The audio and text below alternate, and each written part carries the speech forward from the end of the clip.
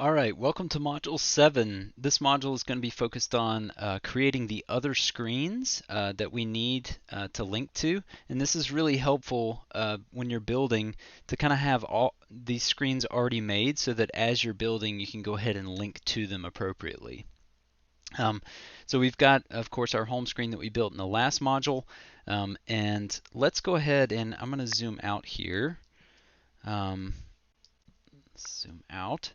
And we're going to add a profile screen, a post screen, the discover screen, a notification screen, um, and the screen that the user would go to when they actually click on a post. All right, and we're not going to build these out in this module. We're just going to create the screens and kind of add this bar to the bottom of them so that we can, link to them appropriately. All right.